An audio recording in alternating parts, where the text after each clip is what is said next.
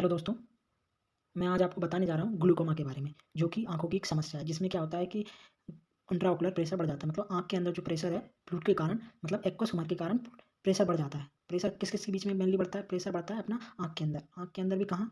आँख के अंदर कॉर्निया और रेटिना के बीच में। कॉर्निया और रेटिना के बीच में 2 सेगमेंट होंगे। एक तो एंटीरियर सेगमेंट होंगे, जो कि कॉर्निया कॉर्निया और लेंस के बीच में होगा, जो कि 2 पार्ट में डिवाइड होगा एंटीरियर सेगमेंट में। Anterior segment anterior chamber, posterior chamber में डिवाइड होगा। एंटीरियर चैम्बर, पोस्टीरियर चैम्बर को डिवाइड करने वाली बाउंड्री क्या होगी? अपनी आइरिस होगी। तो इसमें क्या होगा ग्लूकोमा में यहाँ पे प्रेशर मेनली बढ़ जाएगा। यहाँ का प्रेशर फिर लेंस को ट्रांसमिट करेगा प्रेशर। लेंस किसको प्रेशर ट्रांसमिट करेगा? Vitreous humour. विट्रस ह्यूमर किस पे दबाव डालेगा? विट्रस ह्यूमर डालेगा अपना रेटिनल लेयर पे। रेटिनल लेयर जो सबसे अंदर वाली लेयर होगी। ये कॉरोइड लेयर है। कॉरोइड कन्वर्ट हो गई सिलियरी बॉडी में। सिलियरी बॉडी से क्या अटैच है? जॉन्यूल्स ऑफ लिगामेंट, जो कि किसको अटैच कर रहे हैं? लेंस को अटैच कर रहे हैं। फिर ये सिलियरी बॉडी आगे कंटिन्यू किस में हुई? आइरिस में।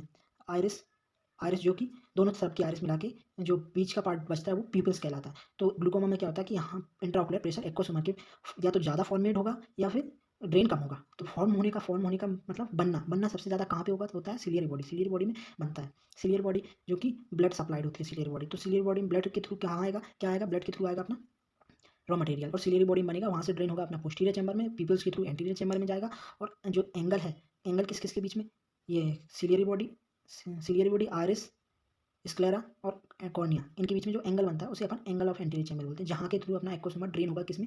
ट्रेवेलर हेमिस्फीयर के थ्रू स्लेम्स कैनाल में। स्लेम्स कैनाल के थ्रू वीनस सर्कुलेशन के थ्रू ये ड्रेन हो जाएगा वीनस सर्कुलेशन में। तो दो चीज़ें समस्या कर रही हैं इंट्राओकुलर प्रेशर बढ़ाने में। एक तो इंट्राओकुलर प्रेशर बढ़ाने के लिए एक्वस ह्यूमर का प्रोडक्शन ज़्यादा हो, एक्वस ह्यूमर ज़्यादा बने, या फिर उसका ड्रेनेज कम हो जाए। तो हम पहले फोकस करेंगे कि एक्वस ह्यूमर फॉर्म कहाँ पे होता है। एक्वस ह्यूमर फॉर्म होता है सिलियरी बॉडी में। अब सिलियरी बॉडी में दो लेयर है, अपनी ये पिगमेंटेड एपिथेलियम है और उससे बाहर अपनी नॉन पिगमेंटेड एपिथेलियम है, और ये अपनी सिलियरी बॉडी का स्ट्रोमा है।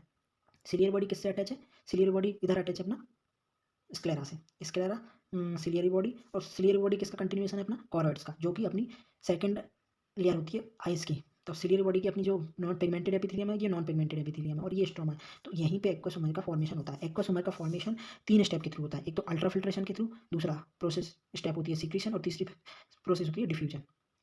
तो अल्ट्रा फिल्टर ये दो लेयर है, अपना pigmented epithelium, non pigmented epithelium, stroma. Stroma में अपना क्या होता है कि ये ब्लड कैपिलरीज आती हैं। ब्लड कैपिलरीज यहाँ पे ब्लड लाते हैं, ब्लड में अपना मटेरियल्स रहते हैं, रॉ मटेरियल एक्वस के लिए, मेनली एक्वस के लिए। तो ये अल्ट्रा फिल्ट्रेट मतलब कैपिलरीज में पोर रहते हैं, तो पोर के थ्रू ये अपना रॉ मटेरियल अल्ट्रा फिल्ट्रेट हो जाएगा। अल्ट्रा फिल्ट्रेट होने के बाद ये स्ट्रोमा में आ जाएगा। स्ट्रोमा में आने के बाद ये किसके यहाँ पे जमा हो जाएगा? यहाँ पे जो पिगमेंटेड एपिथेलियम है, वहाँ पे पिगमेंटेड एपिथेलियम में दो पंप होते हैं।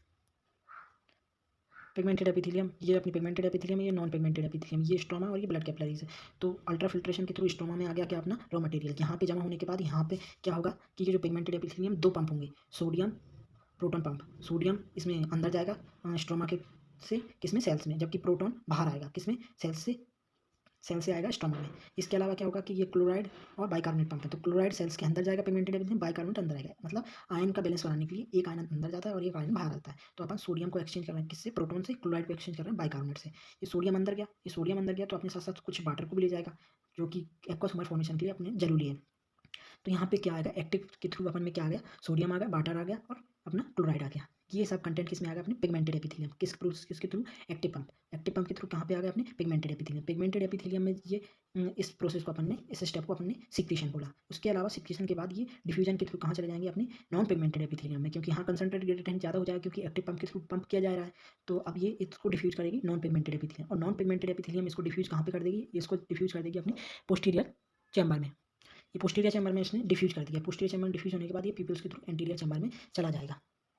हम पढ़ने जा रहे हैं एक्वस ह्यूमर फॉर्मेशन क्यों होता है और इसकी रेट क्या होती है। उसकी रेट होती है 2.3 माइक्रोलीटर पर मिनट। अब एक्वस ह्यूमर फॉर्मेशन होता है एंटीरियर सेगमेंट में, तो उसके फंक्शन क्या होंगे? सबसे पहला फंक्शन होगा कि ये इंट्राओकुलर प्रेशर को बनाए रखेगा आँख में, मतलब एंटीरियर सेगमेंट में इंट्राओकुलर प्रेशर को बनाए रखेगा, क्योंकि पीछे से पोस्टीरियर सेगमेंट में क्या हो रहा है? पोस्टीरियर सेगमेंट में विट्रस ह्यूमर फॉर्मेशन हो रहा है, तो वो प्रेशर लगाएगा लेंस को आगे धकेलने के लिए। तो लेंस को आगे धकेलने के लिए प्रेशर लगाएगा विट्रस ह्यूमर। तो आगे कॉर्निया और लेंस के बीच में क्या होगा कि एंटीरियर सेगमेंट होगा, तो उसमें क्या होगा? इंट्राओकुलर प्रेशर होगा, तो वो लेंस को अपने पोजीशन में बनाए रखेगा, वो आगे डिस्प्लेस नहीं होने देगा।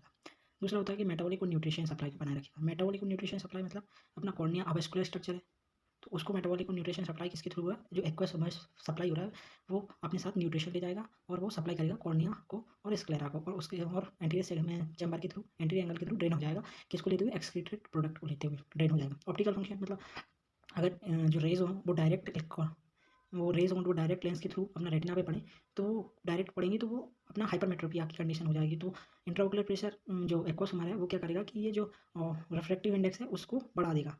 मतलब 1.36 रिफ्रैक्टिव इंडेक्स होता है, तो जिसके कारण लाइट होगी वो डायरेक्ट रेटिना पे पड़ने लगेगी, क्लियरिंग फंक्शन। ये जो एक्वस हमारा फ्लो हो रहा है, ये एक्वस हमारा अपने साथ-साथ किसको लेते जाएगा? जो डेब्रिस हैं, मैक्रोफेजेज़ हैं, जो इनगल्फ मटेरियल्स हैं, उनको लेते हुए जाएगा और किसके थ्रू ड्रेन हो जाएगा? एंगल ऑफ एंटीरियर चैम्बर के थ्रू ड्रेन हो जाएगा और अपने साथ-साथ लेते जाएगा। ये थे एक्वस हमारे की फॉर्मेशन। होना क्यों? फंक्शन क्या थे? अब कंपोजिशन पे आते हैं। वाटर होता है वो सबसे ज़्यादा कंज्यूमर में 99% होता है, सॉलिड 0.1% होता है। इसके अलावा आयंस होते हैं, बाइकार्बोनेट होता है, एस्कॉर्बेट होता है, पायरुवेट होता है, लैक्टेट्स होता है।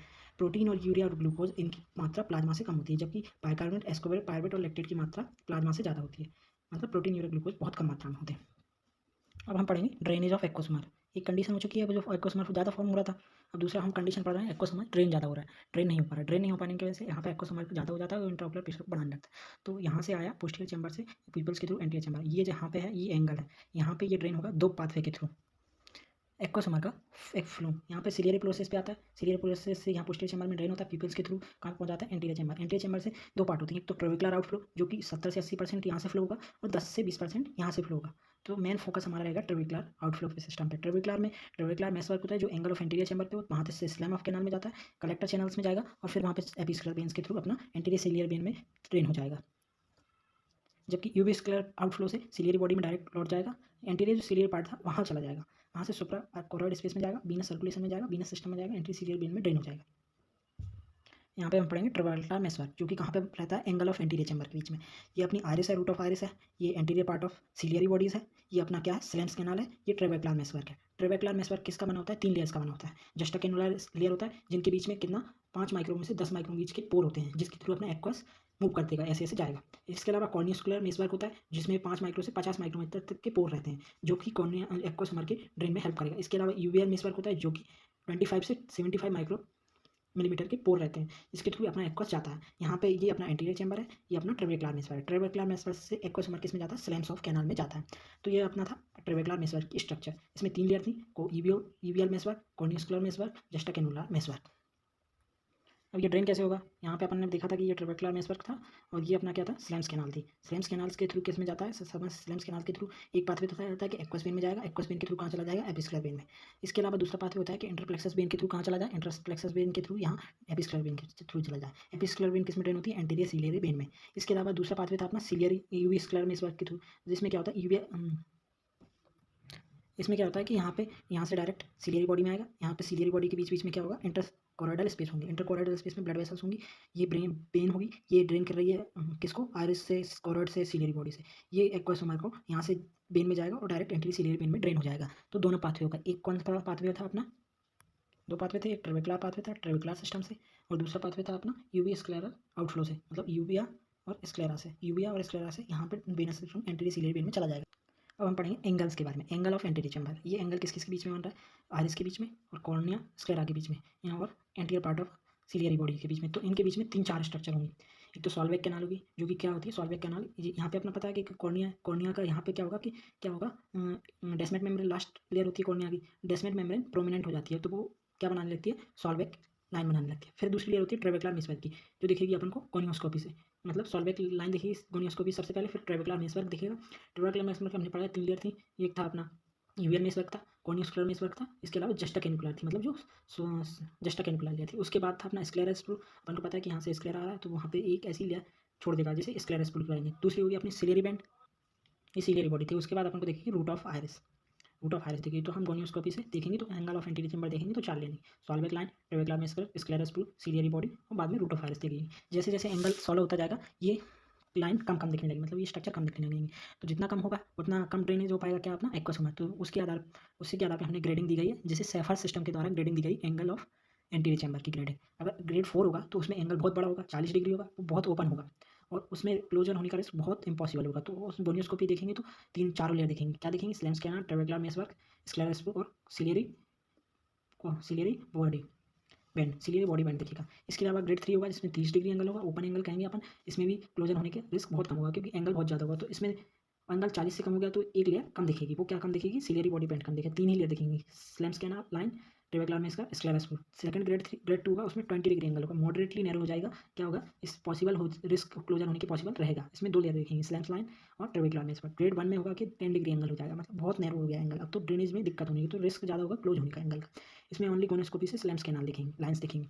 दूसरा होगा एस ग्रेड, इसमें 10 डिग्री से भी कम हो जाएगा, मतलब स्लिट एंगल हो जाएगा, तो इसमें क्लोज होने के बहुत ज़्यादा परमानेंट होंगे, तो कोई भी स्ट्रक्चर एंगल की नहीं दिखेगी। 0 ग्रेड होगा, 0 डिग्री ग्रेड में एंगल पूरी तरीके से क्लोज हो जाएगा, तो क्लोज होने के चांस भी बहुत रहेंगे, इसमें कोई भी स्ट्रक्चर देखने को नहीं मिलेगी।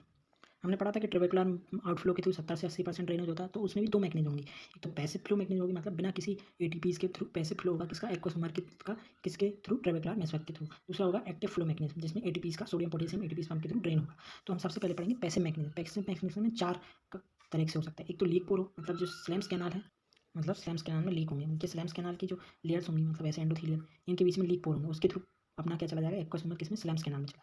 इसके अलावा कॉन्ट्रेक्टाइल माइक्रोफिलामेंट होंगे, एंडोथेलियल सेल्स, ये एंडोथेलियल सेल्स हैं, इनमें माइक्रोफिलामेंट होंगे, ये कॉन्ट्रैक्ट करेंगे तो इनके बीच में गैप ज़्यादा बन जाएगा, तो एक्वस फ्लो इनके थ्रू फ्लो हो जाएगा। फिर एक सॉन्डर्स चैनल्स होंगे, मतलब यहाँ पे एक चैनल्स होंगे, ये ट्रेबेकुलर स्लैम्स कैनाल में, तो ये इसके किसके थ्रू, ये चैनल के थ्रू एक्वस इन स्लैम्स कैनाल में चला जाएगा। एक दूसरी थ्योरी होगी वैक्यूलेशन थ्योरी। वैक्यूलेशन मतलब वैक्यूल फॉर्मेशन होगा किसमें, अपनी जो एंडोथेलियल सेल्स में, इनके बीच में वैक्यूल फॉर्मेशन होगा। जो ट्रेबेकुलर नेटवर्क को फेस कर रही है उस साइड पे अपना वैक्यूल फॉर्मेशन होगा, ईयरली फोल्डिंग हुई, इसमें ने क्या, एक्वस को भर लिया, एक्वस भर लिया, और फिर ये एक्वस भरने के बाद ये वैक्यूल और बड़ा हो गया, ये बड़ा हो गया, यहाँ से डिटैच हो गया, ये ट्रांससेलुलर वैक्यूलर चैनल बन गया, ये अपोजिट साइड पे ये खुलेगा और ये यहाँ से एक्वस को ड्रेन करेगा किसमें, स्लैम्स कैनाल में, स्लैम्स कैनाल में। इस तरह से क्या होगा कि अपना वैक्यूलेशन थ्रू के प्रोसेस के थ्रू ड्रेन हो जाएगा। ट्रेबेकुलर में अब पैसिव की बात हम पढ़ेंगे active pump mechanism. Active pump mechanism में एक्वस आउटफ्लो पंप होगा। एक्वस आउटफ्लो पंप कैसे काम करेगा, ऑकुलर पल्स या ब्लिंकिंग आई जब क्या ब्लिंक करेगी तो ये आईलिड्स, इस पर प्रेशर पड़ेगा, आईलिड प्रेशर किस पे पड़ेगा, कॉर्निया पे और स्क्लेरा पे। कॉर्निया, स्क्लेरा और आयरिस के बीच में क्या, एंगल ऑफ एंटीरियर चैम्बर, ये प्रेशर देगा ट्रेबेकुलर मेसवर्क पे। ट्रेबेकुलर मेसवर्क क्या होगा, स्क्वीज होगा क्या होगा, तो क्या होगा, ड्रेन हो जाएगा एक्वस किसमें, ट्रेबेकुलर मेसवर्क के थ्रू स्लैम्स कैनाल में। स्लैम्स कैनाल के थ्रू ये वेनस एपिस्क्लेरल वेन में चला जाएगा। जब खुली होंगी तो क्या होगा, आँख खुली होगी तो आइलेट्स बाहर होंगी, तो आइलेट्स का प्रेशर नहीं पड़ेगा कॉर्निया स्क्लेरा में, आइलेट का प्रेशर नहीं पड़ेगा, तो जो ट्रेबेकुलर मेसवर्क है वो फूल जाएगा, क्योंकि इसमें ये किसको संभालेगा अपने अंदर, एक्वस को। और जब आई क्लोज होगी तो ये इसको प्रेस करेगा, ये प्रेशर ट्रांसमिट होगा किसमें, ट्रेबेकुलर मेसवर्क। ट्रेबेकुलर मेसवर्क क्या होगा, स्क्वीज होगा, और ये अपना कंटेंट एक्वस किसमें ड्रेन कर जाएगा, सॉल्वेक कैनाल में, स्लैम्स कैनाल में। इसके अलावा दूसरा पंप क्या होगा अपना, एक्वस बाल मैकेनिज्म होगा, मतलब ये स्लैम्स कैनाल है, वहाँ पे एक बाल होंगे। बाल क्या होंगे कि इनर वॉल होगी स्लैम्स कैनाल पे, वहाँ पे बाल होंगे, ये बाल एक ही साइड खुलेंगे, तो अपना डायस्टोल होगा, वहाँ पे क्या होगा, यहाँ पे प्रेशर बहुत कम होगा, यहाँ पे बहुत ज़्यादा होगा, तो ये बाल एक ही डायरेक्शन में अंदर की ओर खुलेंगे, जिसके कारण एक्वस डायस्टोल के दौरान किसमें चला जाएगा, स्लैम्स कैनाल में। तो जब सिस्टोल होगा तो यहाँ पे प्रेशर ज़्यादा होगा, तो ये बाल बंद हो जाएंगे, पर इसका कंटेंट इधर नहीं जाएगा, क्योंकि बाल एक ही साइड में खुलेंगे। इस तरह से डायस्टोल के दौरान अपना एक्वस किस में चला जाएगा, वीनस सिस्टम में, स्लैम्स कैनाल में, और सिस्टोल के दौरान नहीं जा पाएगा क्योंकि बाल क्लोज हो जाएंगे। अब इंटरऑकुलर प्रेशर बनाए रखने के लिए कौन जिम्मेदार होता है, लोकल फैक्टर जिम्मेदार होते हैं जो कि इंटरऑकुलर प्रेशर को बनाए रखते हैं। इसके अलावा जनरल फैक्टर्स जिम्मेदार होते हैं। तो लोकल फैक्टर क्या होते हैं कि रेट ऑफ एक्वस फॉर्मेशन, जितना ज़्यादा एक्वस फॉर्मेशन होगा उतना ज़्यादा ही ड्रेन होगा। इसके अलावा रेजिस्टेंट ऑफ एक्वस आउटफ्लो, अब रेजिस्टेंट कहाँ पे, मान के चलो ये सीप लाइक स्ट्रक्चर है ट्रेबेकुलर नेटवर्क, वहाँ पे क्या होगा कि कंटेंट बहुत ज़्यादा भर गया, तो सीप के जो पोर्स हैं वो ऑब्लिटेड होगा, तो रेजिस्टेंट पैदा करेंगे किसको, एक्वस आउटफ्लो को। इसके अलावा क्या होता है कि एपिस्क्लेरल वेन प्रेशर बढ़ गया, एपिस्क्लेरल वेन प्रेशर बढ़ गया तो क्या होगा, एक्वस ड्रेन नहीं होगा, क्योंकि ट्रेबेकुलर नेटवर्क के थ्रू एपिस्क्लेरल वेन में ही जाना था, तो वहाँ पे प्रेशर बढ़ा हुआ है तो वहाँ पे नहीं जाएगा। इसके अलावा डायलेशन होगा पीपल्स की, तो भी क्या होगा, अपना ड्रेन कम होगा, क्योंकि क्या होगा, डायलेट होगा, तो जो आयरिस है उस कॉन्ट्रैक्ट होकर कहाँ पे इकट्ठी हो जाएगी, angle of anterior chamber, angle of anterior chamber पे शिफ्ट हो गई। जैसे कि ये अभी एंगल है, ये आयरिस ऐसी है तो ये एंगल ज़्यादा है, जैसे ही ये स्क्वीज आउट हुई तो ये ऐसे हो गई, तो ये एंगल कम हो गया, तो मतलब कॉन्ट्रैक्ट डायलेशन के दौरान ये आयरिस कॉन्ट्रैक्ट होगी तो ये एंगल को ऑब्लिटरेट कर देगी, तो डायलेशन के दौरान अपना एक्वस कम ड्रेन होगा। इसके अलावा रिफ्लेक्टिव किसी को मायोपिक है तो उसकी आई मायोपिक होगा, तो क्या होगा कि जो एक्सियल लेंथ होगी वो कम हो जाएगी, एक्सियल लेंथ कम होगी तो लेंस होगा वो कॉर्निया के और एंगलियर एंटीरियर चैम्बर के पास में आ जाएगा, तो ये एंगल को कम कर देगा, तो ये ड्रेन कम हो पाएगा। इसके अलावा अपने जनरल फैक्टर होते हैं, डायगोनल वेरिएशन होता है, मतलब दिन के समय, मॉर्निंग के समय ज़्यादा इंट्राओकुलर प्रेशर होता है, इवनिंग की अपेक्षा। पोस्चरल वेरिएशन मतलब पोजीशन पे डिपेंड करता है, सिटिंग से सुपाइन में जाएंगे तो इंट्राओकुलर प्रेशर बढ़ेगा।